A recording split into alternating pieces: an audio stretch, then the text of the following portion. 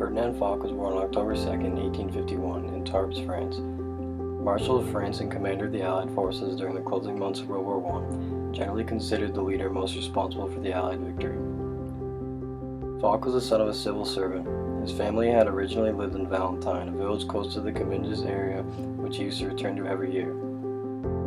As a young child, he was inspired by the stories of the campaigns of his grandfather, who had been an officer during the Revolutionary and Napoleonic eras. And by the age of 6, he was reading the descriptions of military battles he found in historical works, and he had a dream to one day follow in his grandfather's footsteps and be his own commander. After he left school, Foch entered artillery training school. As an artillery officer, he proved himself to be both an ardent cavalryman and an experienced technician. After appointment to the Artillery Committee in Paris, he was married and had a family of his own. But then when the war broke out on August 2nd, 1914, Foch was fighting in the right flank in Lorraine. On August 28th, a dangerous gap appeared in the center, and the commander-in-chief, Joseph Joffre, called Foch to command the army detachment, which later became the 9th Army, that was being formed there.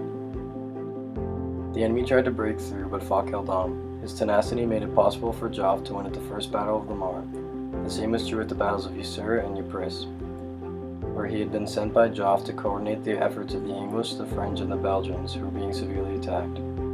For 2 thankless years, Foch, commanding the Northern Army Group, vainly tried to break through the German line in Artois and at the Somme, but he couldn't compensate for the lack of equipment and supplies. In May 1917, he was appointed Chief of the War's Minister's General Staff, a position that made him advisor to the Allied armies, but advising was not commanding.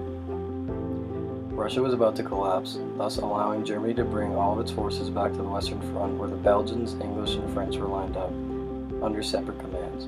Foch predicted that when the Germans struck this poorly consolidated front, each force would think only of its own fate, and that the front would be heavily broken up. He advocated establishing a single command, but the British leaders didn't listen to Foch. Events, however, were to prove Foch right. On March 21, 1918, the British front in Picardy collapsed under the impact of the German attack. By March 24th, British commander Field Marshal Douglas Haig was thinking about his embarkation ports. The French commander, General Philippe Pétain, was thinking about Paris. The severance of the 2 armies had begun.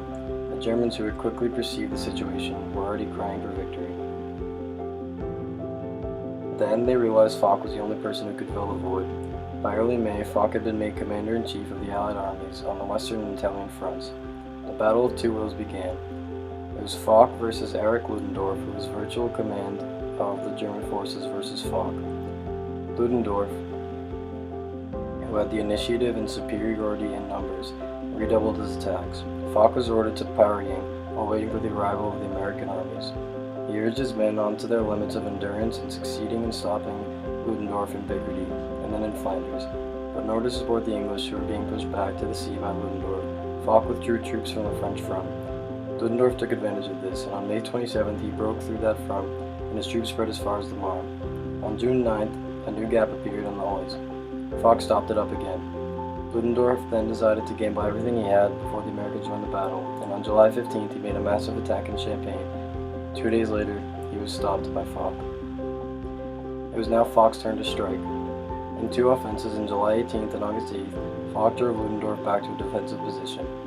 The honor of Marshal of France was conferred on Foch on August 6th, just as he was intensifying his offensive and on the Germans, giving no respite to the enemy nor to his own troops.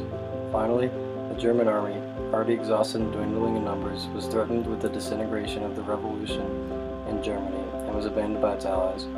Germany was forced to ask for an armistice, the conditions of which were dictated by Foch in the name of the Allies. On November 11, 1918, at Rethandes on November 26th, Foch returned to Metz, having succeeded in his lifelong goal to give Alsace and Lorraine back to France and to become a commander of his own army. After the war, Foch was showered with honors, including being made Marshal of Great Britain and of Poland. He was then buried near Napoleon under the dome of the Church of St. Louis in the Invalides of Paris.